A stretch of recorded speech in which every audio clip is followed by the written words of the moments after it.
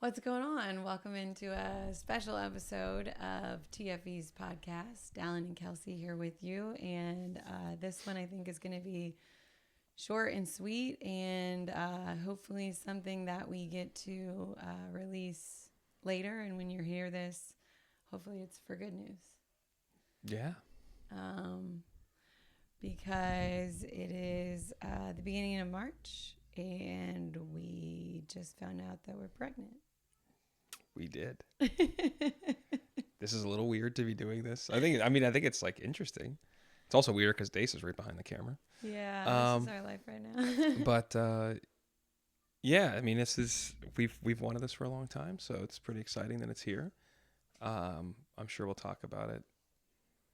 I don't know what we won't talk about it publicly. Like, I'm nervous given what's happened in the past and having a miscarriage, and it's like a weird space to be in because it's still like it's relatively fresh. Want to be excited. Want to think about what can be next fall, what it could be like, but also just like nervous, like cautiously optimistic. Yeah. And I'm trying to remain just optimistic, but it's hard.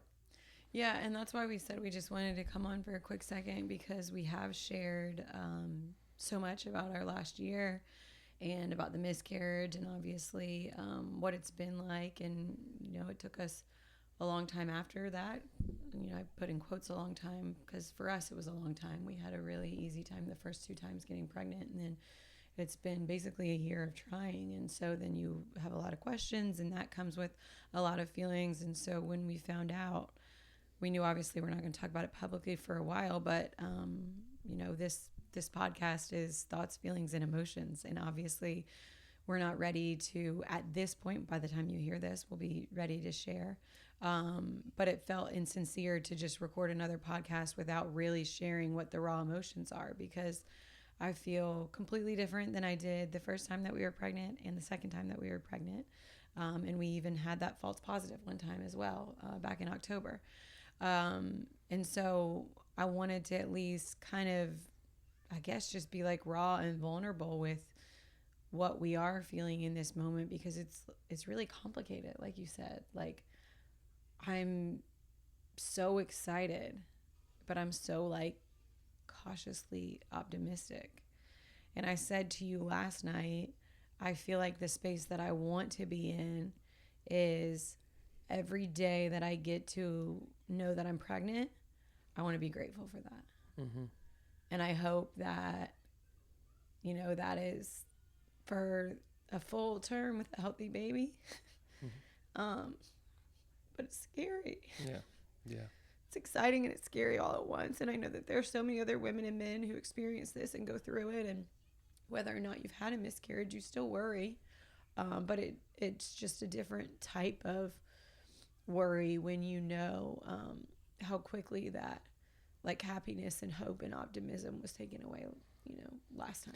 Yeah, I mean, that's the hardest part. I mean, wait, you said you feel differently this time than before. Can we just what do you think? What feels different? Well, last time we had never had a miscarriage. Mm-hmm. So, it was like the first time that we were pregnant with Dace, I feel like I had like, I was going to say a healthy amount of worry, but I was still worried the whole time. I had other friends that had suffered huge losses, and I'd experienced that as their friend. So I was always worried, and I knew that until you have that baby in your arms, you never fully stop worrying, and then you get the baby in your arms, and I think you just worry the rest of your life about different things. But the second time, I think we kind of like let our guard down because we had a healthy pregnancy with no issues. And so I think that the second time that we were pregnant, it kind of caught me out of left field a little bit more. Mm-hmm. I had let my guard down more. And this time my guard's down, even though it's really, really early. But I also know that like after we lost the second baby, the second time that we were pregnant, after we lost that baby, I was also so sad that like it's special to be pregnant. Like it's just, even when you're like, the only person in the room that knows, like you just feel different. You just it's literally always on your mind. There's like not a time where you're not like, I'm carrying a life. And so hopefully when we share this, it's, with really happy news that we're able to share that, we've had a first ultrasound and everything's going well. But I do want to also try and appreciate the joy of getting to be pregnant, because I also know how hard it was month after month after month to see negative pregnancy tests and to see my period. And like that is an emotional toll every month. Careful days. It's a real interesting exercise to do this with him in the room. I think it's obviously different being a man than being a woman. Like, you're telling me how you feel when you don't want to know. Like, how you feel and carrying a life is such a different thing than I can understand or experience. I think naturally I'm more guarded to begin with. Or like I think my nature is more to protect myself and not expose myself to being hurt, which isn't exactly healthy. But I'm going to try to be a little more excited and a little less act like it's not happening until we feel good about it, which is, I think I probably did that closer to when Dace was born. I know I did that when Lyra was born, where I just was like mentally out until it was like, we're good. I hope I can find a space that's in between, because I know myself, I'm not going to like walk around and be like, everything's great and I'm all like everything and make all these plans and all these thoughts and then have myself get crushed. But I hope I can find a middle ground where I'm there with you, enjoying the process, but also like I started, cautiously optimistic. Yeah, and I think as Dace throws balls around behind the camera, I do think I will have a lot of ups and downs, like even just in this short amount of time. It's like I said, I'm never not thinking about it. So I go through a range of emotions, like every minute, I feel like, of whether, whether I want to like think about the future, or whether I want to like stay in the present, or whether I want to worry, or how I'm going to feel, what it's going to be like with you and with Lyra, and you being Dace as he runs back over here right now, clueless as to what we're talking about. So yeah, it is exciting. It's scary. And Dace, you have to stay in here with mommy and daddy. And hopefully, when we are able to publicly share these TFEs, hopefully it's with a smile on our face. Yeah, and the only thing I'll add to that is I really enjoyed the process of getting here. It was great to have to get there. I'm glad I didn't have to get my sperm tested. I was going to, but we didn't get to that point. And hopefully by the time, as I wear my Arsenal jacket, by the time we release this publicly, they are champions for the first time in 22 years of the league. Wow. I know that was big. Way to bring that back around. It's thoughts, feelings, emotion, sports. A little bit of sports. Bam, tiny bit of sports. Dace, stop it with that door. Dace, close the door. All right. Deuces. So,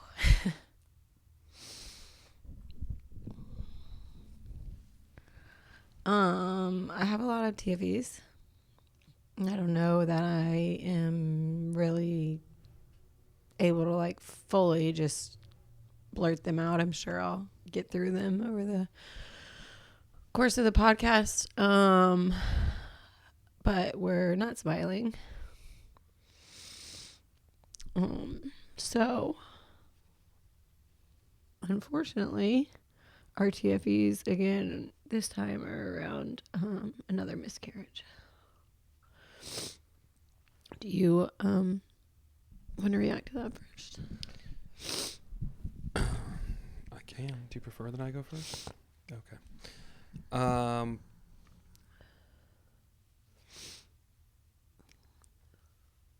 I don't really want to do this pod, but I think we kind of need to do the pod. It's weird. Like the thing about our job is very public, and we've gone through this the last 2 weeks without anybody knowing, and then you're also doing so much that we've had minutes to talk about it, to sit in it, to think about it. So it is not that it's strange. Again, it's like a function of our life. This was the time we wanted to do the pod. We wanted to make sure we talked about this, as we can't have a podcast that's titled Thoughts, Feelings, Emotions without getting into this. So it's a little weird to do this like in a public forum. We have not had much time to process it ourselves, individually, collectively. And we didn't even not talk about the structure of, are we showing that whole clip, you think? Probably, yeah. So I only reason I asked that is because, yeah, I think I this time has been, harder isn't the right word. It has been different because I was trying to find that space of being like excited and not so cautious and not so guarded within it. And I do think part of it was thinking about, I think we're in when it happened the first time, there was still like, Dace was 6 months old. There was a lot of other stuff. Like now it felt like, took us a while, but it felt right. The timing felt right. Where Lyra and Dace are, where we are in light, everything felt like we went through that last time because maybe it wasn't the plan. It wasn't the timing. This felt like, okay, this is how it's supposed to be. We had to go through that, but now we're it'll be worth it, what we had to deal with before, because this is right. That's not the plan. So, yeah, I think, it also was a different process. And then I'm sure we'll get into this, how we found out that you doing these blood tests was different than walking into the doctor's office thinking you're going to hear a heartbeat and hearing nothing. That's a lot of like a visceral, if that would have happened this time again, I think it would have been even harder. Mm-hmm.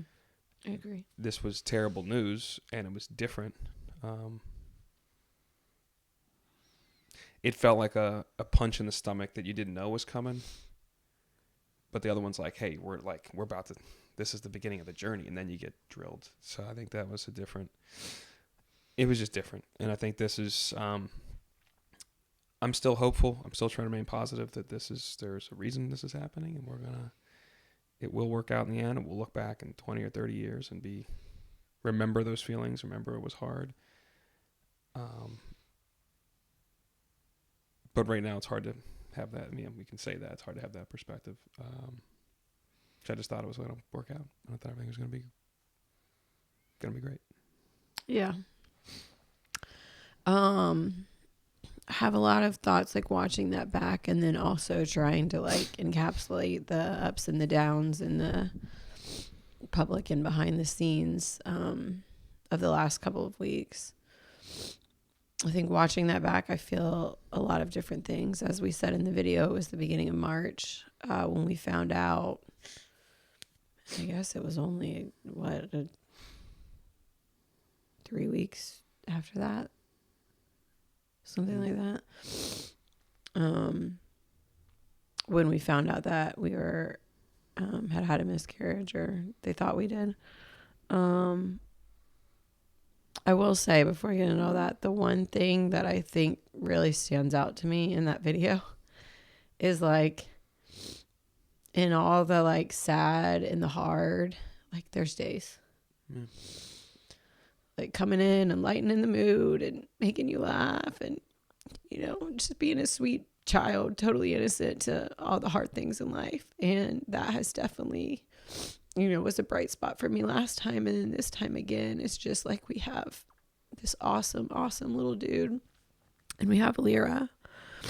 And so for me, watching him run around and just like create havoc in like a very serious moment kind of like encapsulates how I feel about the entire situation. That like I think we've, as much as we haven't had time to really sit in it, like you said, I think we have tried to like figure out like how can we still be grateful in the midst of this hard and this sad again. And the kids are definitely, at the top of the list, as are you. Again, I said it last time, and don't know how I don't know how I would do this without you. I really don't. I guess from a physical standpoint, and then there are ways. You don't really need me. But I'm here for you, my love. And then getting over it standpoint too. But we're so lucky to have the kids, and I do also hope and feel and believe that we are going to be lucky to have more kids. but it's hard. I said in that video that I wanted to be grateful for every day that I was pregnant, because I knew that it was a possibility that this happened again, always a possibility. And I am grateful for that.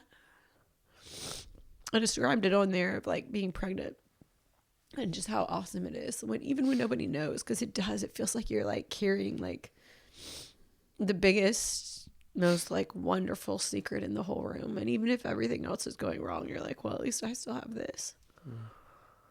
So I think there's also a part of loss that's like mourning that, mourning that, you don't get to have that high that you thought you were going to have for the next however many months.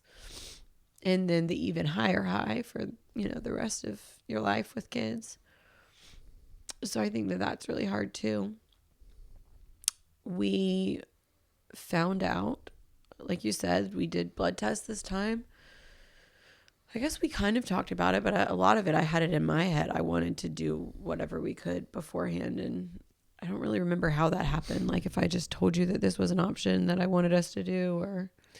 I mean, frankly, I don't, you said you wanted to do it, and I'm in no position to tell you no, whatever, whatever make you feel better. I just didn't also ask enough questions about what that process means. Like, what is the deal? Like, I never thought you'd go get a blood test on a Monday, and then Tuesday you call me and like, we have a problem. Like, wait, what? Like, I just didn't, my brain never processed that's what really is going on here. And I didn't have enough questions. I didn't understand. And I wanted you to feel whatever you did to feel better about it. So I just, and again, I think that was part of that period of time in the world. You told me you're doing this thing. Cool. It's going to work out. So back to watching whatever game I got to watch. Back to talking whatever show I'm on. And without really sitting there and thinking about why you're doing it, what you're doing, and what that means. Even asking the question of, okay, what are you testing and what is bad? If it goes bad, what does that mean? Like I didn't, or you don't get the results you want. What does that mean? Yeah, we didn't really have that conversation until it was bad. And then we had to talk about what it meant. And I don't know if I had an idea. I was doing an HCG blood test. And the level was good. We were feeling really good. And then the next week, the number dropped. And I remember you coming down the stairs and just looking at you and telling you the doctor had called. And I don't know, Dal, it's just so surreal. I feel like this time, and we've talked about this part of it, like, I was feeling so bad, so I thought everything was good. Mm-hmm. It was really early, but I had so many symptoms already, and I just felt like it was different. Last time I was really sick with the flu around when I had the miscarriage, and it just, I think too, to your point, like, it just felt like, okay, finally, like, we went through all of that to get through to this. Like, this is the other side. Like, this is when we finally get to feel all the things that we didn't and get to move on and continue healing and turn the page. We had just had all that loss with my family as well, with my grandfather and my uncle, and I felt like, okay, I also thought Papa's up there, so everything's going to be okay. And then, of course, it wasn't. But I do think, for me, as I try to find the gratitude in certain things, you mentioned walking into that ultrasound last time. I'm so grateful that we knew before. Yeah. And that we were able to process it, not in that moment. It was a lot more of a drawn-out process and a roller coaster ride for like a week and a half of what the heck is actually happening. But I do feel like, I don't know, there's little gratitudes and blessings in it. Yeah, I'm not sure I have gratitude. Maybe I should have gratitude for that. I don't know. I guess I am happy it didn't happen that way. So I guess, that's true. I guess I just, like I said before, I think I just come back to, okay, we don't have the reasons, whether it's faith or God or not the time, whatever it may be. It's just not our time. And there's a lot of other things to be grateful for. Our kids are healthy and happy, and try to always have that in perspective with other people who are going through a lot of stuff. Some people you're friends with, some people you don't. You just know people are going through a lot a lot of loss and a lot of challenging things. Not that this is easy, but ultimately I believe that it will work out. Just it's definitely not on our timetable.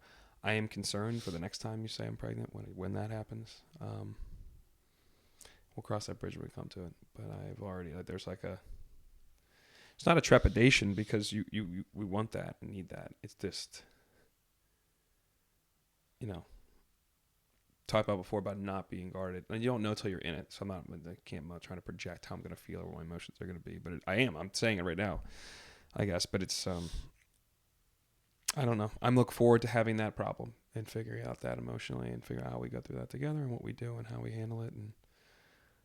And maybe it's the same thing. Maybe it is being grateful for every day you're pregnant. Maybe it is being optimistic again, opening yourself up to a bigger downfall if something else happens again. But we'll find out later, hopefully. That's part of why when we found out, I said, do you want to record this video? Because we have shared so much, and it's definitely why we haven't done a podcast in the last 3 weeks, because we found out literally you were setting stuff up for us to record a podcast. Yeah. When the doctor called me. Yeah. And we were like, we can't do this. We can't talk about this right now. Yeah. And you were about to fly across the country. And I was about to, I was about to start the tournament. Yeah, so I was flying to Atlanta the next day. You were flying to Atlanta the next day. You were going to be in Bristol for 16 hours a day. Yeah, so it was literally before March Madness starts for you, the men's side, for me on the women's side. Yeah. The first 4 for you started the next day.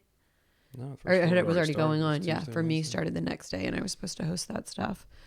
And luckily, the doctors got us in the next morning to do an ultrasound before you had to leave. And they were really great with our chaotic schedules for the last 2 weeks. I'm grateful for that, honestly. Me too. Like the process this time, the people that took care of you, the people that communicated with you, the people that talked to us when it first happened, like everything was better and done with compassion and care and like adjustments to our lives or questions or whatever. Like it was very accommodating. The medical healthcare system in our country is hard. Yeah. That group of people made a really hard situation just not more challenging. And they did a good job. It's a good bigger picture point, I think, because also for me, this was my first time meeting this group of doctors. We were trying to find a doctor up here, and I was supposed to have an appointment for a new patient, and then we found out that we were pregnant. And so I had never met them when we were going into that first, ultrasound that we scheduled, because we knew things weren't going well from the blood test. Something else that you just said there that I wanted to touch on. One thing I was going to say earlier is the reason that I wanted to record that first reactionary video is because we have shared so much, and we shared so much last time, and I heard from so many people that said that helped them, just hearing it and having somebody else that can relate and knowing that other people are going through it, because it's something that's not talked about enough. But the other side of it is after loss and what you feel being pregnant again. You just brought it up just now. Like, all we want is to have another healthy pregnancy.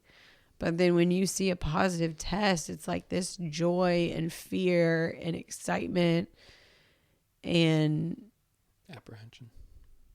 Oh yeah, I was gonna say trepidation, like all mixed into one at the same time. And I think it's important to share that side of it as well, and this side of it, of the grief, the healing. I think that there are so many things about this that aren't talked about. And one of the things is, I feel like everybody says, don't tell anybody. Don't tell anybody until you're out of the first trimester. Keep it to yourself. Don't do this. Don't do that.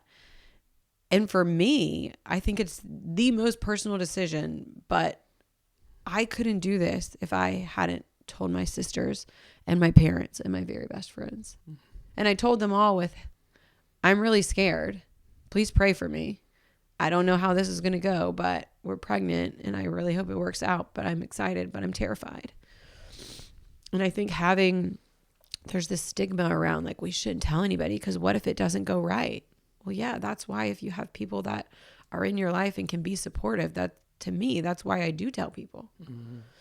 Because this for us was a 2-week process of us both working, me being across the country, you being here, you being in Atlanta, you being in Indy, me being in Sacramento, me being in Phoenix and trying to navigate all of these spaces and feelings and procedures and everything.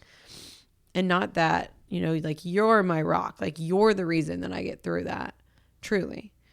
But having other people that check in on you or can be there for you, or a mom that flies up a day early to help take care of you and the baby, me and the baby. It just that stuff matters to me. That's why when people say don't tell anybody, I mean, I get maybe you don't want to publicly talk about it, but maybe you do. Mm-hmm. Here we are sharing, like that's part of why we want to do it, because we want to open up to these conversations. And I think that was the hardest part for me about the last couple of weeks is we were both on TV all the time for March Madness, yet we were battling all of this behind the scenes daily and figuring out what was happening in next moves.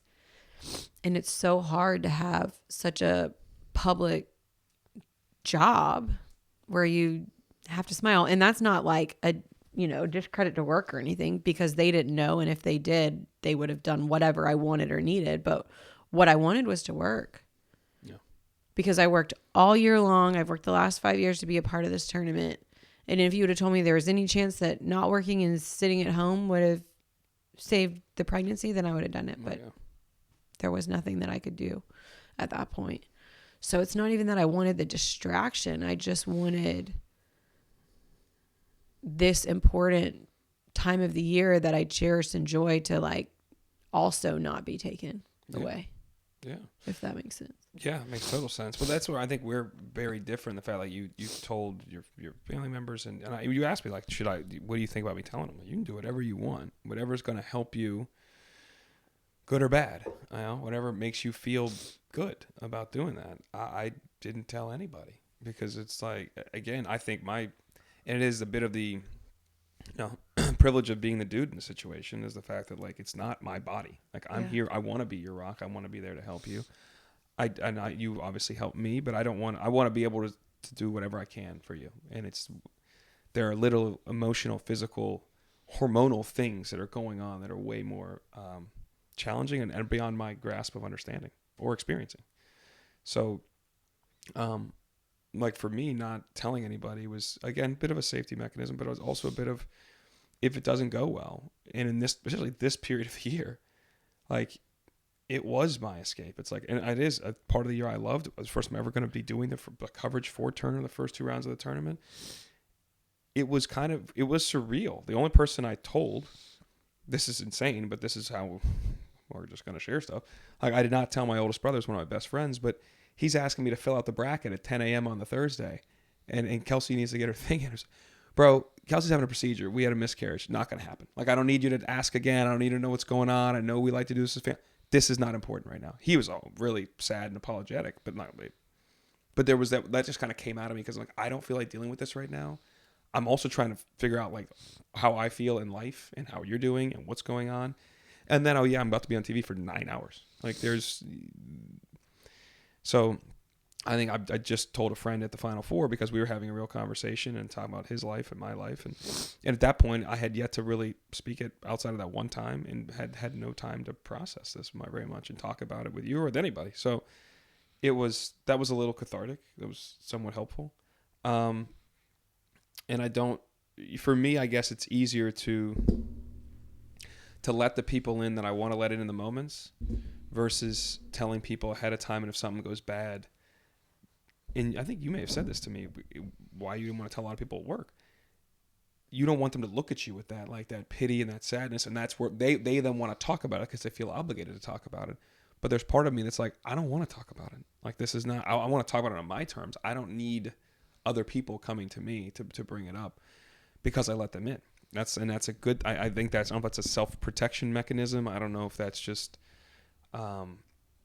not being open with people that I should. I don't know what that is, but it's to me, it was the way I went about it. And I imagine it'll be very similar to how I hopefully go about it the next time. It's until there's good news, I'd rather just have no news, because if we go through it, I want to be there for you. I want to be there to help you. I don't necessarily need to have all these additional conversations about how I feel, ironically, with the thoughts of this podcast, the Yeah. title of this podcast. Like, we talk about sharing stuff all the time. There are certain things like I don't want to be sharing that over and over again if I don't have to. It's a little bit of a selfish way to protect yourself, but I don't think it impacts their lives at all. And I think you always say, like, you have to be, there's people that are privileged to be in your life. And I have those people. And most of these people that I'm talking about are the people that are in my inner circle. But when it's something like this, at a time like that, Yeah. it's different. I think if it's in the middle of the summer and there's less going on in our world and we're like, maybe I do share it. I don't know. But in that moment, it's like when you think about what could be bad, I don't need all those other conversations to continue to bring it up, where I am, at some regard, looking for a distraction and it's a lazy way to process your emotions and handle things. I get that. But, in that moment, it felt like the way I was going to handle it. That was my biggest thing too, is I'm such an open book that I almost feel inauthentic when I'm not spilling my guts to everybody. Yeah. And so when I called work and said that I had to take I think you have Kleenex in your hair. Still? It's all over my face. Forehead. It's still it's in your hair. There you go. You got it now. This is why we need to be sponsored by actual Kleenex. I got toilet tissue all over my face. It's like rubbing my eyes and feeling it. Yeah. That's why I was saying I feel kind of inauthentic sometimes if I don't share everything. When I called to say that I had to take a day off when I was supposed to be covering the first 4, I just said because I have to have a procedure, and it was like eating me inside to not say it out loud. But I remember after we shared on the last episode or last time about the miscarriage, the amount of people that came up and talked to me about it. And that at that time I was ready for that. Mm-hmm. I was ready for those conversations. I was ready to hear other people's stories and feel the gratitude that they were opening up to me because I had opened up, or to have people in my DMs saying, thank you for sharing. I was ready to walk into a room and know that people are looking at me differently because I just shared that I had a miscarriage and that we went through this. I was not ready for that in March. I wasn't ready to walk into the Sweet 16 in Sacramento and walk into a stadium full of people and know that all of these people that I work with know, and do they talk to me? Do they not? How do you approach it? And so for me, it wasn't about hiding from it. Or not wanting to process it, because I had to process it and literally physically deal with it the entire time, because we kept going on an emotional roller coaster of what was happening, and we'll share that too. But I didn't want the eyes of everybody when you're already in the public eye on such a, stage that I feel so lucky to be a part of. And it's not a fault. Like, if someone shared that, I would look at somebody and be like, gosh, are they okay? Like, should they be here? What do I need to do? And I knew that I was not okay, but I was okay to be there. I knew that it wasn't going to affect my ability to do my job, to show up, and it was going to affect me more after everything that I had done that year to not be able to be a part of that. But I think I think we're saying the same thing differently, because it's like, for you wanted a little bit of a distraction, which I don't think is a bad thing, because we're sitting here talking about it now. It's not like you're not processing it. It's not like we, aren't going to continue to talk about it and be open about it and share it. But I do think sometimes it just has to be on your terms and your time, and there's nothing wrong with that. Yeah. I mentioned the roller coaster. I think for me, that was what was one of the hardest things this time, is every time I felt like, okay, this is happening. Here, we're at the next part of the process. This is the decision. It was like we got it thrown for a loop. Mm-hmm. I'm on TV doing first 4 games, and I'm going to have the procedure the next day. And I get blood work that comes back, and my number's gone up after going down. Then I have to go do TV again. It's like, how do you process? Because then I'm like, are we sure? Mm-hmm. Are we sure that this isn't good? Are we sure that I'm having this procedure tomorrow? I didn't think that was a possibility. And that was scary. And then I go into the doctor's office the next day to have the procedure at the hospital, and end up talking to the doctor for 45 minutes and deciding that I'm not having the procedure. Yeah. It was a walk of shame I never thought that I would make. Out of the hospital with a band on you, and No work done. No work done. And just saying, thanks, guys. See you next week. But we decided to do another blood test just to make me feel better. Hopefully I don't see you next week. Like there was that twinge of hope right. that was there. Yeah. And it was like, I mean, it was. And I think you had it a little more than I do, because I feel like I was trying to hold on to hope, but also knowing that everybody's saying, like, this isn't viable. You know, the number fluctuates a little bit, but it doesn't change anything. And I'm like, well, it wasn't 48 hours between the tests. It was only 38 hours. So maybe if it was 10 more hours, the number would have gone up more. But the real reason was that was part of it. I wanted to know that it was definitively over. I did not want to feel like I was making a decision. Mm-hmm. But also we wanted to do the genetic testing. Mm-hmm. And I was told that day, basically for me, I was like, I don't want to actively miscarry while I'm at work for 12 hours. Yeah. And then have to deal with the emotional weight of that. And I wanted to be able to get the genetic testing. So I wanted to hurry and not hurry, but that's why we scheduled the procedure that soon. So then we go in, we find out that we can't do the genetic testing that day. It's too small, but maybe if we waited, maybe things would change or not change. So then we reschedule it for the next week, and then we reschedule it for the next week, and I go in and have the procedure.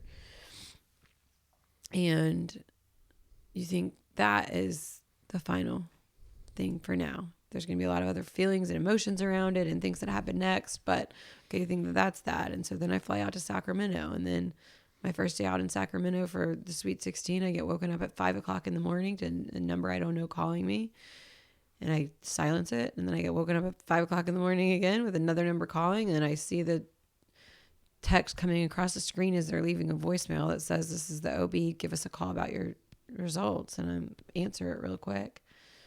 And then they're talking about how they think it's an ectopic pregnancy and how I need to right away go get blood work done and come in this afternoon. And I'm like, I'm in California. So then the health scare of, am I okay? Mm-hmm. And what do I do? And then doing more blood work while I'm out there, and then coming back and doing more. I feel like it was such a roller coaster that every time I felt like I processed it a little bit and was handling it well with everything else, that there was another thing that like knocked me off the horse and either reminded me that this is where we are, or scared me, or like humbled me about, I don't know, the whole process. Yeah, this is where, again, like the biggest difference is your body and your health. It's our love and our marriage and our family, but it's still like you going through it physically. So when you call me and tell me this, I think I was going to the studio for the first oh no, that was the second, because that was the Sacramento. So I was here with Dace. Whatever was going on, I wasn't as like, the pregnancy piece of it is now. It was like at that point I was like, all right, that is over. Obviously, what is going on with you? How do we figure out what your deal is and what's going to happen and what's next and what's going on? And that's all. It's hard to be removed, to be 3,000 miles away from you and be like, what's going on? Well, yeah. After they're like, come in right away because we're worried. Yeah. And I'm like, well, do I need to go to a doctor here right away? Am I okay? Yeah. And I was. Well, that's the thing. It's like in that moment too, you're just like, man, what is going on now? And obviously the pregnancy piece is still like being processed now, but I'm like, all right, well, what are the threats? What's going on? Like, what does it mean? Like, there's all these questions, and I'm not trying to like stress you out or make you feel more worried, but you're trying to prepare for your job, and I'm half a country away. So it's like, it was a weird process. And then I guess part of why I'm saying like I haven't had process of time to talk about the actual loss of the pregnancy is because I felt like we were right on to what's up with you, what's going on, what is happening, and what does this mean? And that was a couple day process to figure out. And once you're done with that, then it's on to the next thing. So it was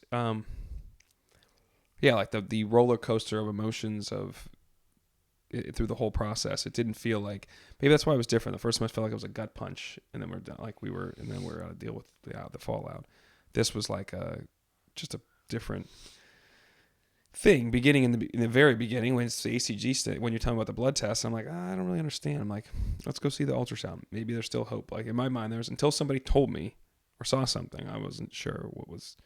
So I do think there was like very much a up and down. I guess it's a roller coaster of the down afterwards, but it was I mean, ultimately, there was some of it when you're like, no, I'm fine. They think this, the numbers are going down. Like, okay, that was like the full it was like, that's the exhale of the whole process. It took like 10 days or something. Then you're like, okay, this is over. Now what? Essentially. Right. And I feel like that's where we are now, is that now what? Like, there's a part of me, I was just saying this to my sister, and I'm sure I'm not the only one that feels this way. Last time was so hard. This time is so hard. But then we had month after month after month of not getting pregnant after we had been so lucky to get pregnant quick and easy the first 2 times. And so the longer that you go with seeing a negative pregnancy test or getting a period and having to feel that, it's like a heartbreak every month. It's not a loss, but it is like a heartbreak every month because you let yourself be hopeful every month that you'll be pregnant again. And I think for me now, there is a part of me that we do want to try again fast. And there's a part of me that has this optimism, and I'm like scared to say this out loud, I guess. But this optimism that like, okay, when we just got pregnant, this time will be different. Maybe it'll happen faster again. And I know if it doesn't, that every month that we don't get pregnant, I feel like it's going to make this loss harder for me. Whereas I should be processing it now, and that shouldn't depend on that. Because the other thing is, it's not like I look at getting pregnant again as replacing the babies that we would have had. Because I don't feel like that. It doesn't take that pain away of knowing that, we had started picturing a life with 2 more kids. But I think getting to the other side of that, you feel some more of the hope and the grace and the understanding of, okay, we had to go through all that hard, but now we have this. And I just thought that we were now we have this. Yeah, so did I. I mean, I do think this is how I would. There's a couple things there. I guess each month is not seeing it. I understand that's where it's going to be. I hope we don't feel that. I hope you don't feel that in particular. I feel like you were carrying a lot of stress or like almost pressure. Like, why isn't this working? It worked before or something. I feel like you kept asking, is something wrong with me? Is something wrong with my body given what happened last time? And that was hard. That's hard. I mean, it's hard where I just keep hoping to reassure you. And I believe that. And it's obviously true now. I think hopefully that, I hope as that concern, is that one positive from this, that I can get pregnant again? Because I feel like you were really concerned about that. I mean, that's a good question. Yeah, but then I think the reality of it is, the question is, well, why can't I stay pregnant? Is this one falling apart? Yeah. But then I think the reality for me becomes, why can't I stay pregnant? What's wrong now? And it's not, that when you have a miscarriage that it's not your fault, and there's nothing that you could have done differently if you're doing, everything that you should when you're pregnant. But you can't help but feel it. I mean, you can't help but feel like your body let you down and didn't do what it was supposed to do. And for me, part of it is, we'll see what these genetic, I guess, say, if they are able to. Basically, after a loss, if you do the genetic testing, it tests the chromosomes to tell if there is anything that was wrong. And last time, wrong from a chromosome standpoint with the baby. And last time, there was nothing for us that they saw. Everything came back normal. Now, that doesn't mean that as they mutated, there wasn't something greater. So we want to know that again, because then I do think that also leads to more conversations about, okay, it's not like a blaming, like, is it me? But okay, if it was a healthy baby again, then why is this happening? And why is this happening around the same time that happened last time, which could be a complete fluke. So I think it'll be, I don't know, like, I don't even know what I quote unquote want genetic testing to say, like what makes me feel better or worse, or provides a clearer path. All I want is, a clearer path to us having another healthy baby. Yeah, I asked that question too because I wonder, like, as you go, I am concerned about you, like any partner would be, about your anxiety or stress level, or like worrying about something months out that we can't control, and we can just hope that it is the way we want it to be. But there's inevitably, if you see a negative test or you have a period, you're gonna understand you feel these things. And I felt them before. I felt terrible for you. I felt sympathy, but I kept believing it's going to work out. This is, we were fortunate the first 2 times. Like, I think there has to be recognition in that it was like, all right, you want to try to have a baby? And then boom, we had a baby, and we got him, and he's downstairs, and he's awesome. It's a little crazy, but he's awesome. But that, there is a lot of gratitude in that. And then the second time was, we've been fortunate, and we know so many people that aren't that way. And I don't like to, compare that we shouldn't feel this because they don't, or we hadn't. But everybody's got their own journey, and this thing's not like, this is a complicated, it's insane that babies are even born, like when you look at the process of it. So I think having a little of that perspective, I hope, is like important. But I can't say that if it goes another 6 months to a year, we're not going to be, I feel like this time I was less feeling it. I think I will feel it more with you as we go through. I think that will be different. I was like, it'll happen. Now it did. Now we're here, we are again. And timeline's different. I'm not getting any younger. Like, there's all these different things. I really want to share that with Lyra. I want Dace to see it. I want our family grow. I want all these things. So I imagine if we're going through it, it'll hit us both more in the months ahead, if that's the case. I hope to. I don't want to be worrying about that before it happens, I guess. Yeah. I'm going to try to remain very hopeful and very optimistic that this is, it's going to happen for us. And I do think, as we said before, like, one of the great things about working for, Disney is they have great benefits. And if we need to look at alternative ways, like, there's ways to do that. And I feel very good about that option if that's where we need to go. Me too. I feel like there's sometimes a lot of, shame that comes for people with that as well. And I wouldn't feel like that at all. I mean, we were literally making an appointment to go to the doctor to start talking about, okay, we haven't gotten pregnant in 13 months. What do we need to do? What's the next steps with fertility? I've frozen my eggs before. What does that look like? I was going to get my junk tested. I still am now, apparently. Yeah. You still want me to do that, so we're going to do it. The doctor says that she thinks that helps save us some time. How do you feel about that? Given how the last video ended, clearly I was not dying to do it. But you came up with that appointment with the paper that says call these people. So I'm going to call the people, and we're going to go do some stuff at a cup. So that's going to happen. And such a weird thing. I know, it is strange. That's why I'm also like, it just feels like it's now again, it's the end. We're trying to make sure that all bases are covered and we know all the information we can, which is helpful in the process. So yeah, we're doing it, but I'm not going to lie to you. I was pretty pumped about the last time we was like, hey, we're good here. I'm good. My boys can swim, like Costanza said. You probably are still good. We just got pregnant again. I think she just thinks it's covered. And if we're going to get into a process down the road where we have to do something more, her words were, you've already been through so much. I mean, I'm sure your husband wouldn't mind. And I'm like, yeah, that's a good point. He won't mind. No, he doesn't. Can you help with this, or no? This is a full solo mission.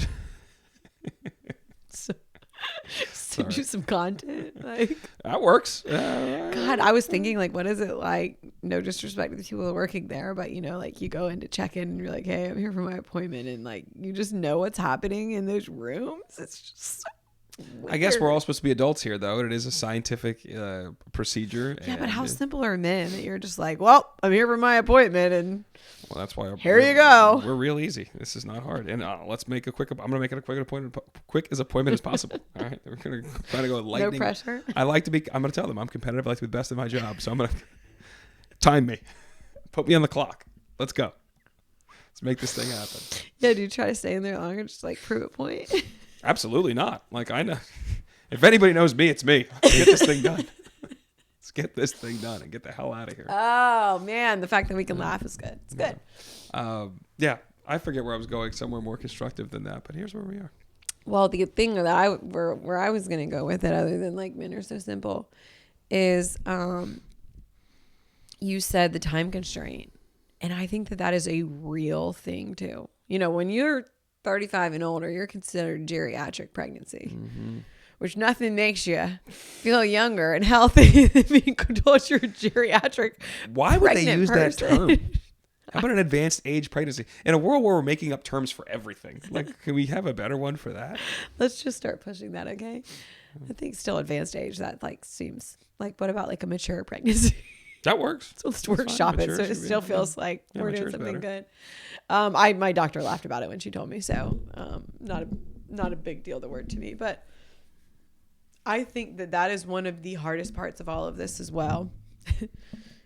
We should have like a drinking game for how many times we say that's the hardest part of all this in this episode. Not so much for not drinking today, but go ahead. This coffee's going down easy. I think that that is one of the hardest parts as well, is the age and the projection that you have, thinking of, okay, well, if I get pregnant again now, then that means when I have the baby, that means I'll be, well, what if we don't? And what if it takes longer? And it's not for me. It's not the societal pressure. Like, I'll be a 40-year-old new mom. Yeah, you will. Cool. I think that's awesome. You know, my grandparents had kids for 22 years. And my grandfather just passed away in 97, and my grandmother's doing amazing. And I swear, having a 22 age gap in their kids and 12 years between the second youngest and the youngest, I swear it kept them young because they were doing it all over again. Well, they do. I mean, they don't argue my point, because you're going to try to talk me out of having these older babies. I was going to go the opposite. They've done the studies. People that have kids into their young kids in their 40s, it does keep you young. You are operating at a pace in a space in life that is aggressive, that has a lot, that keeps you young, but also you are interacting with all these young kids, young families, young people. You may remain, ingrained in your community for many more years. Whereas, like, my other little brother, Devin, like, Devin's a grandpa. That's freaking wild. He's a grandpa, and I'm not done having my own kids. Like, that's wild when you think about that. So, yeah, everybody's in their own path, and I'm more concerned. This is my own scar. We've talked about carrying this shit that, like, my mom had me when she was 40. My dad was 42. I'm currently 42. I got 28 years on the planet with my dad, and that was it. That sucks. And I don't like projecting that out. And if it takes 4 or 5 or 6 more years to complete having the amount of kids we have, how long am I around? Yeah. I don't know. I mean, and I joke about being wheeled down the graduation aisle. It's not far off. I'll be collecting Social Security by the time the last one graduates. Like, that's wild. But maybe it will keep me young. Maybe it's good. Maybe I'll live till 95. Who knows? But right now, 105. Sure. Let's hit the century mark if I can still walk around. But yeah, I think that this is selfish. I don't really think about it as you and your geriatric pregnancy. I think about it as me and me being 5 years older than you. My mature pregnancy. Yeah, I had to drop that. I think about being a geriatric actual one when the kids are like 20. That I think about. Yeah. And that concerns me. And I don't love that. And I don't. Part of it too is like Lyra's so excited in this stage of her life, and she's always been excited, whether she's 11 or 12 or 13 and has a little baby to take care of. Built-in childcare with her being 13 is going to be awesome. Total separate note there. But I just, the way she is right now, she would just be so excited and like so connected. And that age, as she gets older, obviously that does matter. She'd be out of the house when the baby's young. I don't know. All that stuff factors. It's not, honestly, it's like, when you think about it, it's not really that important. What's important is if we get to have another child or 2 more children, and then we get to build our family and we're happy and healthy, and that is what matters, and worry about shit 30 years down the road later. But it's hard for me to not connect all those dots. And I think a lot of it does stem from I am the same age that my father was when he had me, and he's been gone for 13 years. Mm-hmm. And I know that that's a real thing. And I think I've tried to keep that in mind as I gently push 2 more. Yeah, I mean, again, you can, like, you're open-minded to it more than you were in the past, which I appreciate. You're not just like, no. I suggested if we end up having to do IVF, we just do 3 embryos and see what happens and roll the dice with triplets. If we have triplets, like, I'm not even going to say to your parents, like, we need you to move here. I'm like, I'm sorry, guys. It's over for you in Charleston. Tough break for you down there. You're going to need to get up here immediately. If you want me to keep my wits about me, I'm going to need you here. Okay. And I think Kels might need you too. So let's cut the shit. Sorry for all the family connections. It's time. There you go. Tough break. We'll cross that bridge if we ever get there. That would be crazy. That'd be cool. Crazy. I forgot what I was even saying. And now I'm having nightmares about like the logistics of that. Like, come on, dude. I can't have it both ways, can I? It's such a mess. Oh, what else? You were talking about Lear.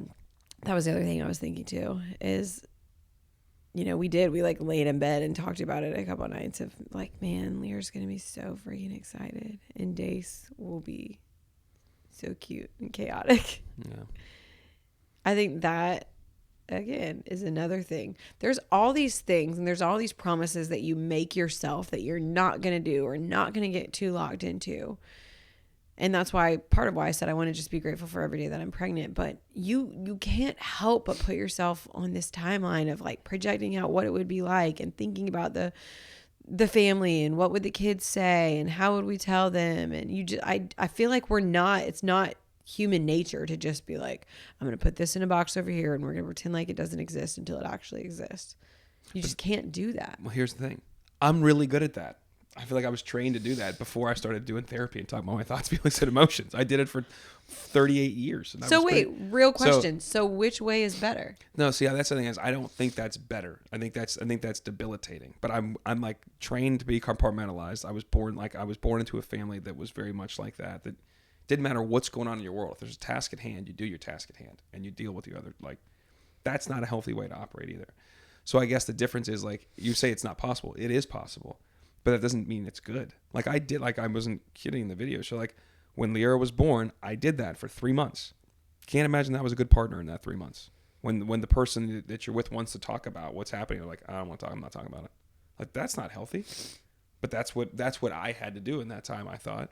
But that's really selfish. Mm-hmm. And that's where I think, like, yes, I can do things like that on my own. I think the difference is when we're affecting each other, that's not okay. I also think that, like I said, I did want it to be a little more excited, let myself feel these things and think about these things versus turning off my feelings. Because I do think that's something that through this process of therapy, through meeting and starting our relationship, through doing this, like this, why we're doing this is the culmination of all those steps. Not culmination. It's kind of now the next step is to be public with this stuff that I was doing privately, I guess. So I'm like capable of doing it, but it's not good for me. It's not good for you. But all that said, I mean, hopefully the next time we see a positive pregnancy test, I don't know, like I said before, I think I'm still going to just go through it and try to be more positive and try to let myself be excited about it. And if we take another hit, I'll just keep dealing with it versus going the other way, which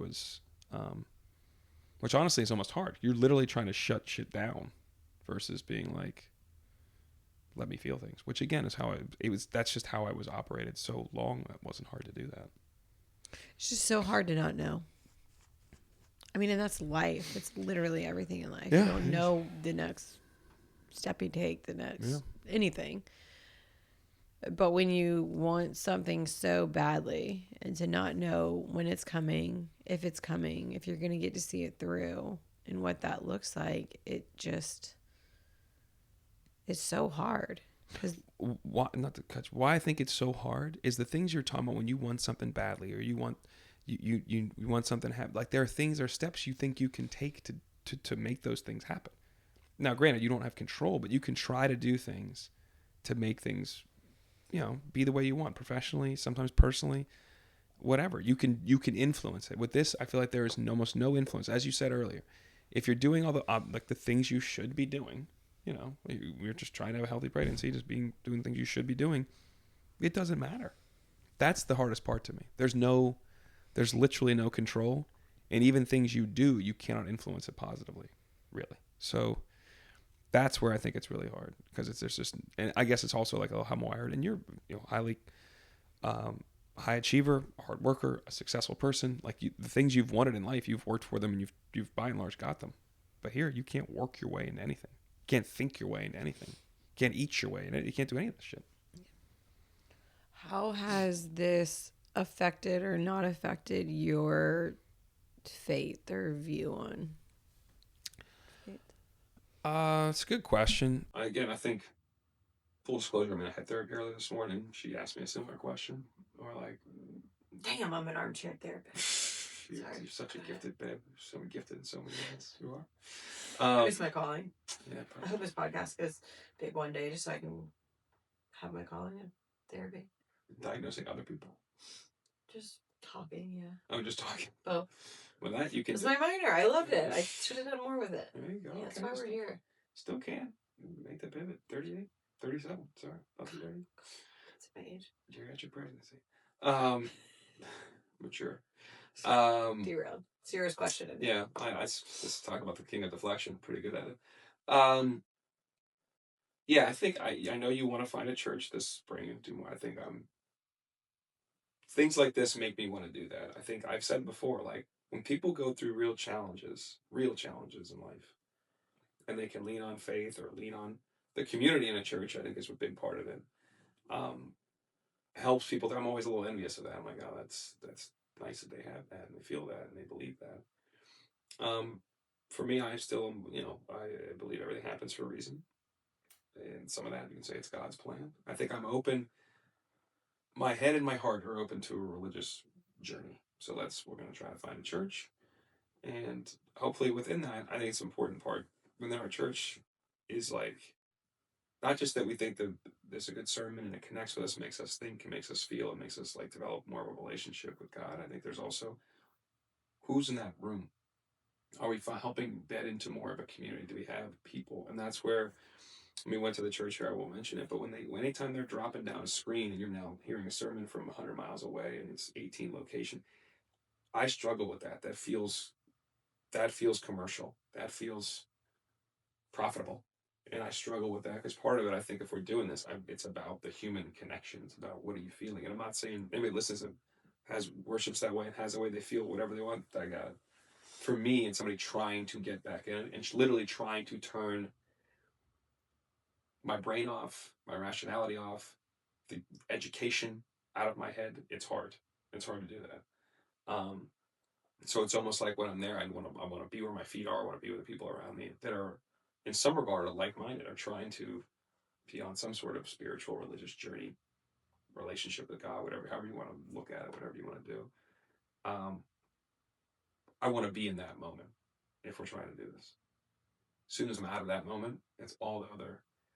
It is skepticism. It's, explaining Easter to Lyra when she's not been born into a family that is talking about if you do this, you go to heaven, what hell is, and why she's so scared of death and why she doesn't like the word dead. A, because she's never met her grandpa and she does not like that. She's lost her great grandma, who she had a very, brief relationship with. She doesn't know her grandpa on her father's side either. Like there are other people in her life that have died and she does not like that. And I get that. The difference is when I think back to my childhood is that's all couched in, well, they're in heaven. So when you have that, dying is not the end. It's not the worst thing that can happen. It's bad for those that leave them, but then there's a celebration. And you couch that in religion and belief and understanding. It makes things make sense. Like that's partially why religion exists, is trying to understand the inexplicable. We're trying to give us meaning and reason and connection on earth. And she doesn't have any of those things. So explaining Easter to her in an abstract, as you heard her say last night, that's a lot to take in. Because it's like the third time she said it in our Easter conversations as she's asked questions. And I'm like, I think I need to go read my Bible again. And one day I was Googling like how to explain it to children because I was trying to answer some of her questions and figure out like how to say it in the right way that it makes sense. Because a lot of it doesn't make sense. Because that's I guess that's my whole point, where the skepticism in my nature comes in. Is some of it's the educational piece. Some of it is a rebellion against the Catholic Church and like the learning about the Catholic Church and the power and the corruption and all these different things. And that's how I was raised. So if you're raised in that system and you learn about it through college, about how effed up the system was and why the indulgences you can buy yourself into heaven. What? That's not how it should be. Now, granted, that's why Protestants skewed away from Catholicism. Like, I understand where Martin Luther and all those things happen from an educational standpoint, but that's like part of the challenge for me is getting out of that While also, I think there's an interesting piece of bringing Lyra into understanding this world more and understanding. I mean, honestly, she may be a little bit on this journey with me. Maybe we're going through it together in a different life stage, a different place. That may be really good for her. Hopefully, really good for me. Um, but I think that's part of the challenge here is when, and I guess I'm rambling a lot now, but what is good for Dace because of how religious you are and how you want to raise our family and make sure that he's exposed to these things. He won't have those questions that she has. Like he may have different ones when he's sitting where I am at 21 years old, where I was at 21 years old. He might want to ask me about things like that, which is fine. But I do think there is value in the structure, the morals, the education, the community, the lessons, all that stuff that the religion teaches you. Um, it's really good for young kids, and I do think it helps ground people in something that's bigger than them. I agree completely. And I think just the bigger picture is, as you talk about the raising the kids, when Papa passed away, Day still continues to talk about Papa. And I say to him, "Well, yeah, we love Papa. Papa, where's Papa? Papa's in our heart, and Papa's in heaven." And to your point, like that's how I was raised. I knew that. Now I had a period in my life when I was probably like 12 or 13 where I was terrified of death and would like not go to bed and go tell my parents like I'm so scared something's gonna happen, and I like couldn't sleep because I was so scared I was gonna lose somebody that I loved. But part of how they helped me get off of that and justify it is nothing's gonna happen, but if it does, there is heaven and God's in heaven and you'll get to, be with your family and everything's perfect and all of these things. And so I think it's been interesting being on this journey lately of the loss and not explaining it to Dace, but trying to tell him Papa's not here, but he's there, and he doesn't understand it now, but he'll grow up understanding it more. Lyra hearing those conversations, and she asked me in the car about Papa and mentioned her Gigi one time too, and just bigger picture, like what happens and what does that mean? But it is different as a parent trying to explain religion to children, especially, like you said, when that's not something that Lyra has always grown up and known. Well, it's different too when you present it as fact because you're a believer and it's a fact. When you're telling me what you believe, these are the facts and the faith that I have. Right. When her mom is of a different faith and I was of a different faith, and I said we're going to kind of expose her to different things, and she can, if she gets older and wants to gravitate toward one, okay. If it doesn't mean you can add Islam into that too, or she wants to do nothing. I was like leaving it totally open, but obviously through the separation, through the divorce, then these type of things become maybe not contentious, but loaded. More loaded than just saying, this is what we believe. Right. That's pretty easy when a family says this is what we believe. Exactly. And this is how most people say it. That's how I was raised. I was raised Catholic. Because that denotes then to people what that meant. Like the rules, the church on Sundays, CCD, all these things are loaded into that one line that explain my childhood in some regard. Yeah. I asked you about faith just because I do feel like it's something that you've been talking about more and more. And I think that it's interesting and telling that for me, a lot of these things happen, and I try to not say, like, why God? Like, why is this happening? I try to not question it, and I try to say, this isn't God's plan, or there's a purpose, or there's a song that I'm just obsessed with that has gotten me through so much the last, year and a half called Joy in the Morning. And it talks about if it's not good, then he's not done. He's not done with it yet. And there will be joy in the morning. I can't say it. Because I just love that mindset of like, okay, if it's hard right now, then that means like you haven't seen the end of it yet. No matter what you're going through in life, whether it's, this kind of loss, whether it's losing a family member, whether it's a job loss, whether it's just a yearning for something more, if you're in this phase, then you're not there yet. And it's finding and making the choices of how do I get to the next step and the next stage and see the next day, because when the sun rises there will be joy in the morning, and maybe it's not the very next morning, but there's something on the horizon that's bigger.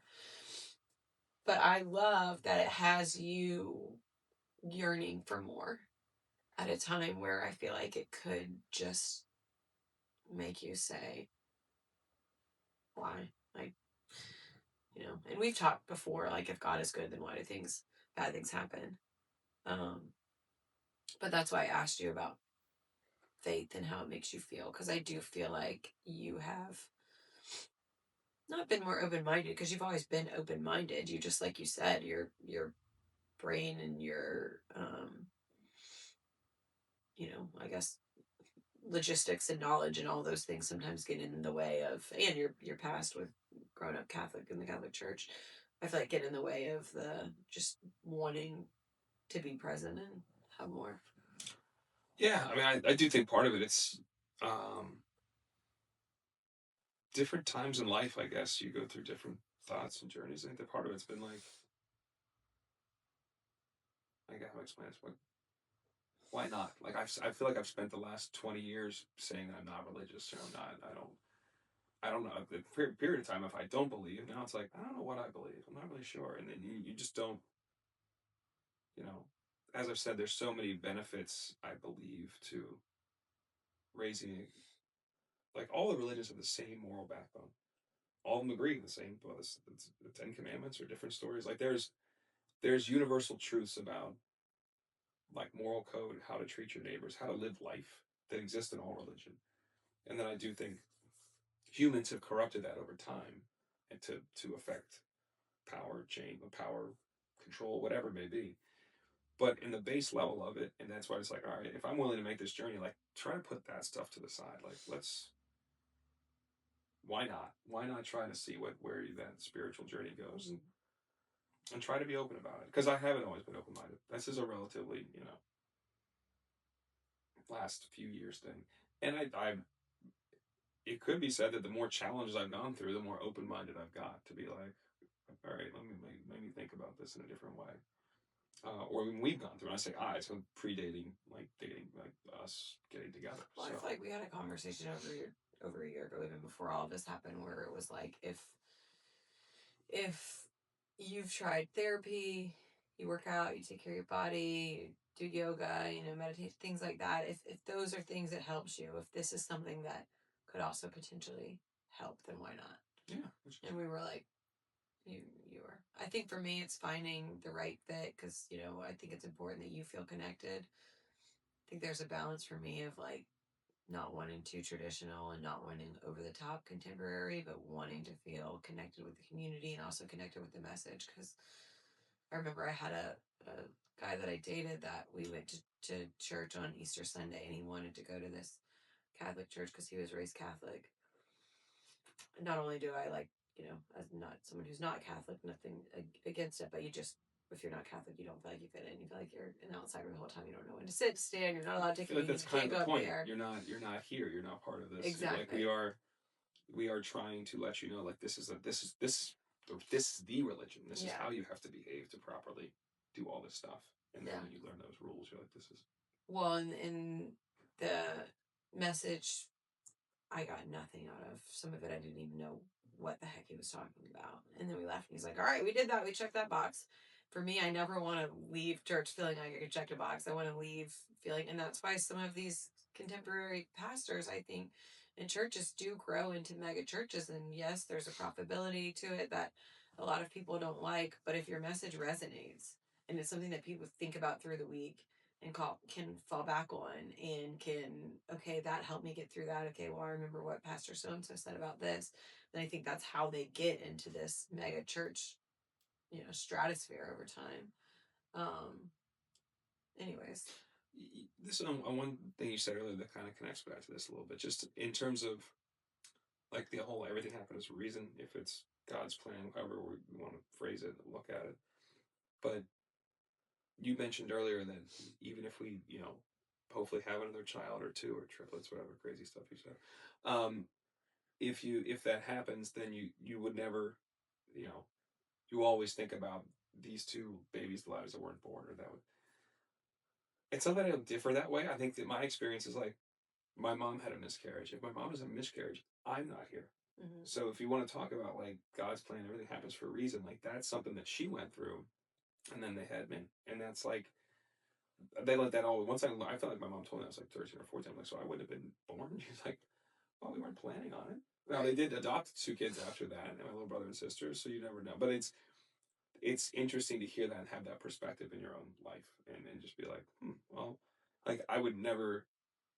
it's not like I would ever celebrate that we went through this, but it's like if we get the things in the family and the life and the kids, we get to grow our family. Then the process and the pain always sucks. We'll remember that. But if we didn't go through that, this one's not here.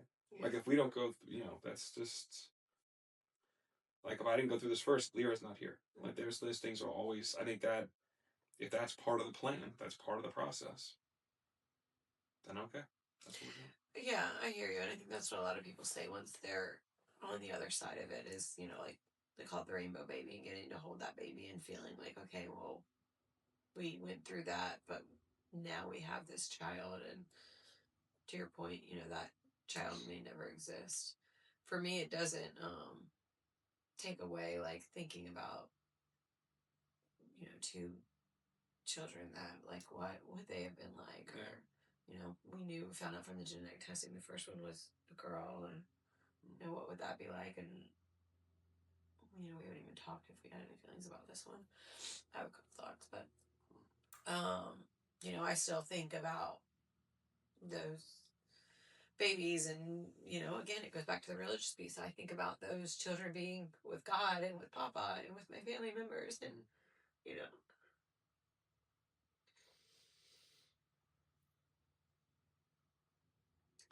having a life that's not with us, and one day going to heaven and meeting those children.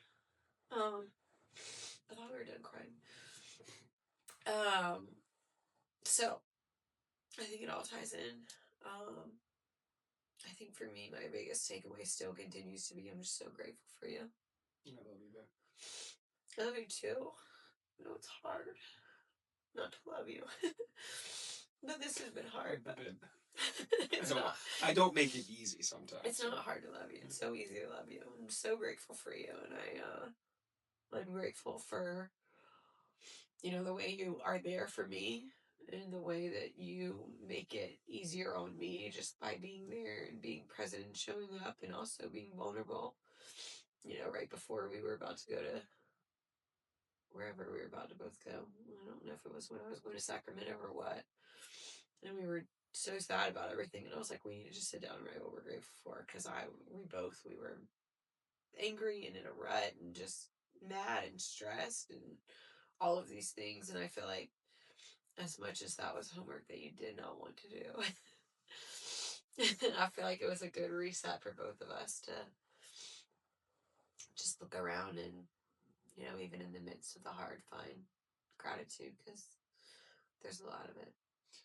Well, this is one of the many reasons I love you, and I'm so grateful for you. Like, you just make me a better person. Like, I did not want to do that, and I told you I didn't want to do that. And I sat down begrudgingly, even when I started doing it. But as I started to think and process to go through it, yeah, I was really happy you had me do that afterwards. I think you do that in a lot of ways with me and our family. You push us into different places to make us happier, usually together, to find ways where we are connecting, where we are happier together, where we are sharing moments, time, love, or verbalizing how we feel. All these things that I don't think, even as I've done different work, that I am still naturally predisposed to doing. So it's part of what we're great parents, part of why you're my wife forever. And I love Me too, baby. I will say, if anybody has made it all the way through here, this is a long episode for us with the beginning, that we appreciate it, and appreciate in advance too.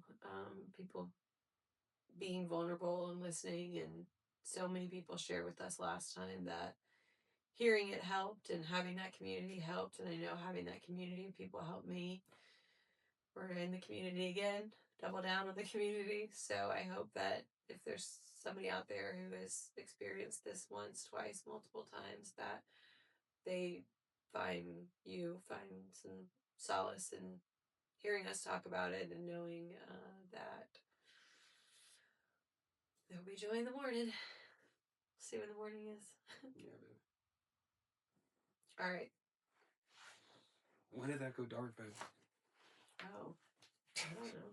That's a problem. Did you look at it at all? I just looked up at it. Oh, God. Here, let's